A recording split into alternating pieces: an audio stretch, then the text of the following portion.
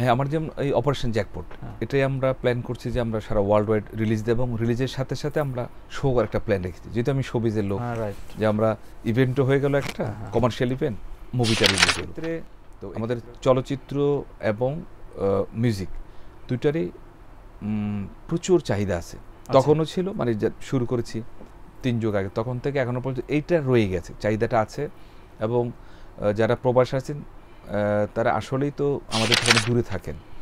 তো সেই কারণেই যখন একটা সমাবেশ হয় আমাদের এখানে, যারা নামি দামি, এত দূরে যাবেন, একটু নামি দামি সবাইকে নিয়ে আমরা যাই। তো সেই ক্ষেত্রে এটার জায়গাটা আমি মনে করি এখনো সঠিকই আছে এবং তাদের কাছে সেই স্টার ভ্যালুটা আছে। আচ্ছা, কে বলো আর শুনবে গান, রাঙিয়ে দেবে আমারে প্রাণ।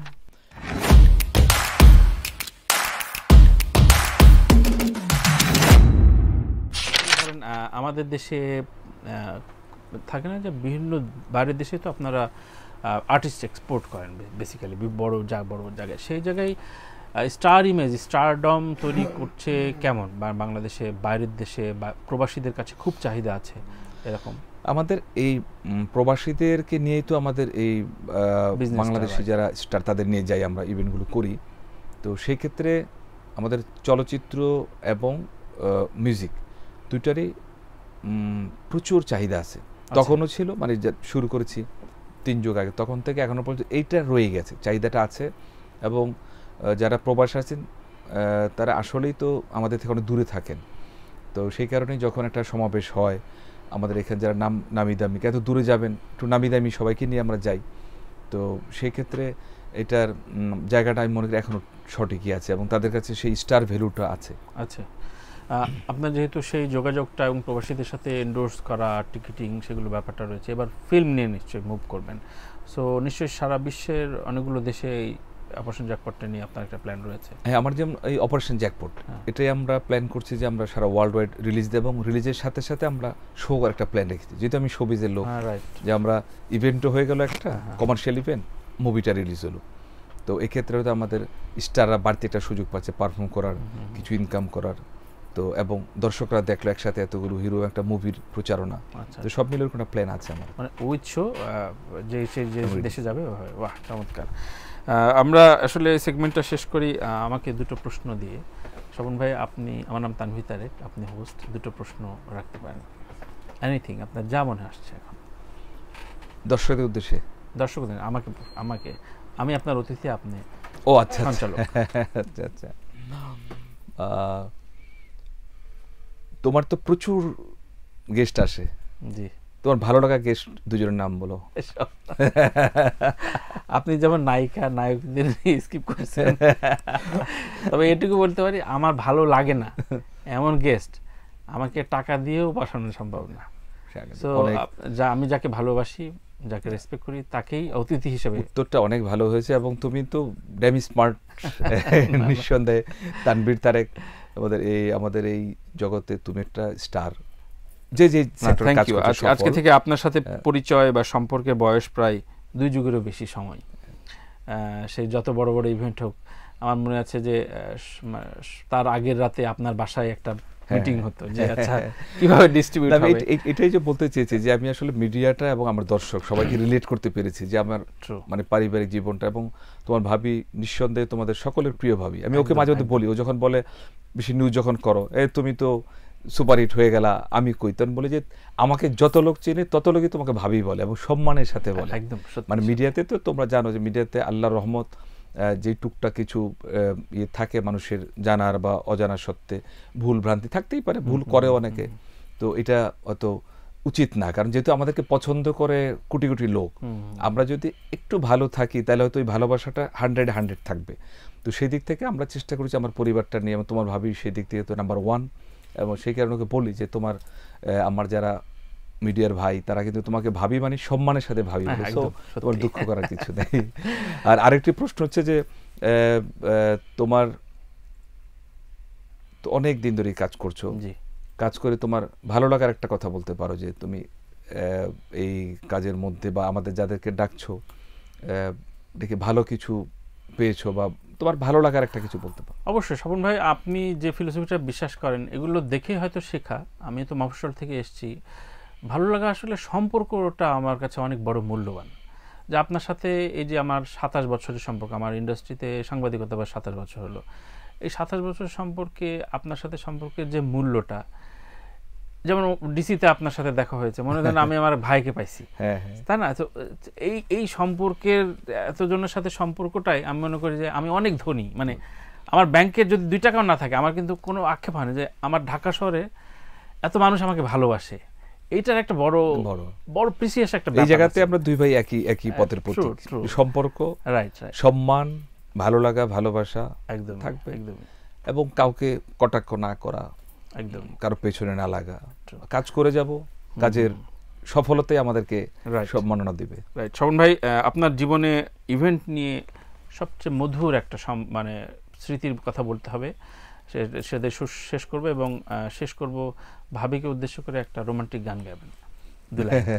তো দুটো প্রসঙ্গ দিয়ে আজকে শেষ করবো। আপনার একটা এক্সপিরিয়েন্সের কথা শেয়ার করেন আপনার।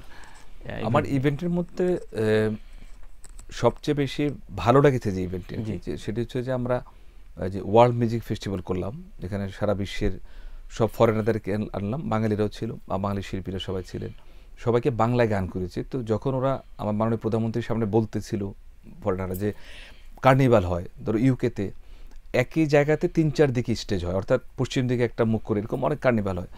তো পৃথিবীর অনেক রকম ইভেন্ট তারা দেখেছে, বাট তাদের বক্তব্য ছিল যে স্বপন চৌধুরী যে ইভেন্টটি করেছে, কনসেপ্টটা যে এখানে সারা ওয়ার্ল্ডের ভিন্ন ভাষীর শিল্পীরা আসবে, বাট ওখানে এসে দেশের ভাষায়, এক ভাষায় গান করতে হবে। স্লোগানটা ছিল বাংলায় গাইবে বিশ্ব। এই বিষয়টি ওরা উপস্থাপন করেছে, মাননীয় প্রধানমন্ত্রী দেখেছেন।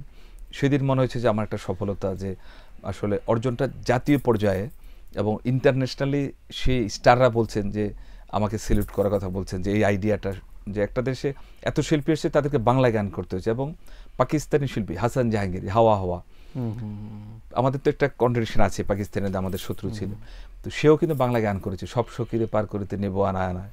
তো আমাদের ওই সফলতাটা মনে হয়েছে ওখানে ব্যাপক ছিল, যে 3 দিন ব্যাপী একটি ইভেন্ট করেছি। দেশের রানিং প্রধানমন্ত্রী আমার প্রোগ্রামে এসছেন এবং উনি উপভোগ করেছেন, আবার শিল্পীদেরকে ডেকেছেন। শাকিল আমাদের প্রধানমন্ত্রীর বিশেষ সহকারী ছিল, শাকিল খুব শান্তিমনা ছিল, দৌড়ে গেল, বলে যে ভাইয়া আপনি তাড়াতাড়ি কিছু আর্টিস্ট নিয়ে আপার সামনে যাবেন। নিয়ে গেলাম, বাপ্পিলের দৌড়ে গেল, বলো দাদা আমাকে নিয়ে যাও, আমার বাড়ি তো সিরাজগঞ্জ, আমি আমার বাড়িটা আপাকে দিব, এরকম মানে প্রাণের কথা বলতেছিল। নিয়ে গেলাম, মাননীয় প্রধানমন্ত্রী দাঁড়িয়ে কথা বলে আমাদের সামনে। তো খুব ওই ইভেন্টটা মনে হচ্ছে যে একটা ইন্টারন্যাশনাল আর্টিস্টদের সামনে আমার মাননীয় প্রধানমন্ত্রী মানে আমাদের ইভেন্টটাকে ভোগ করছেন, দেখলেন, উপভোগ করলেন। এটা আমার খুব অবিস্মরণীয় ইভেন্ট। একদমই। অবশ্যই গান দিয়ে শেষ করব, কিন্তু দর্শকদের বেশ কয়েকটা প্রশ্ন, একই রকম প্রশ্ন আছে, যে আপনার এই স্টাইল বিষয়টা মেনটেন করে দেয় কে? ভাবি আপনার এখন যতগুলো স্বর্ণ, কত ভরি স্বর্ণ আছে আপনার এখন শরীরে? স্টাইলটা তো ছোটবেলা থেকে আমার ব্যতিক্রম থাকার একটা বাপিলাহির পরে, বাপিলাহিকে ছাড়াই গেছেন বলে আমার অবশ্য সার্বিক অনেক কিছু আছে আর কি, আমরা ওই দিকে না যাই, বাট স্টাইলটা আমি নিজেই করি। এবং তোমার ভাবি ছোটবেলায় যা হয়, আমার শাশুড়ি স্কুল টিচার ছিলেন, যা হয় আমাদের গতানুগতিক ধারা, স্কুল টিচার মানে তো একদম খুব সেজে টেজে, মানে সুভদ্র যাকে বলে, একদম বুতাম লাগিয়ে। বাট আমি তো চুল বড় ছিল, বুতাম খোলা রাখা, চেন পরা। তো তোমার ভাবি আসলেই তখন তো আর ভাবি না, ছোট বান্ধবী, একটু খারাপ ভাবি দেখতো পারিবারিক ভাবে, যে এটা কি পড়ছে, বাট খুব অল্প সময়ের মধ্যে মানিয়ে নিয়েছে। যখন আমাদের কিন্তু আপনার সোনার ব্রেসলেট, সোনার হার, যে রিং, এগুলো কি আপনার লাকের কোনো সংকেত বহন করে? অনেকে গোলটা হচ্ছে কি, স্টাইল করলে যা হয়, একটা যদি তুমি পিতলের চেন পরো বা একটা স্টিলের পরো, কদিন পরে একটা কালারটা নষ্ট হয়ে যাবে। গোলটা কি কালারটা ঠিক থাকে, আমি ওই সেন্সে পড়ছি, নর্জে দেখানোর জন্য বা টাকা আছে এরকম কিছু না। মানে আমি ঠিক এন্টিক জায়গা থেকে বলতে চাচ্ছি, কোনটা সবচেয়ে পুরনো, সবচেয়ে এন্টিক আপনার এই মানে আপনার এখন যা যা দেখতে পাচ্ছি আপনার এখানে সবচেয়ে পুরনো? পুরোনোর মধ্যে কিছু রিং পুরনো আছে। আচ্ছা আচ্ছা। বাট এটাও ভাগ্যের জন্য পড়ি না, যে কিছু স্টোন আছে, বাট এটা আমি মিলিয়ে পড়ি যে কালার কোনটা ভালো লাগে, বললাম না, খুব বাস্তববাদী। Thank you. আমরা কোন গানটা শুনছি? একটা রোমান্টিক গান আপনার কণ্ঠে। কে বলো আর শুনবে গান, রাঙিয়ে দেবে আমারে প্রাণ, কে বলো আর শুনবে গান, রাঙিয়ে দেবে আমারে প্রাণ। শিউলি ফুলের মালা গেতে কারে পরাবো, কারে আমি এ ব্যথা জানাবো।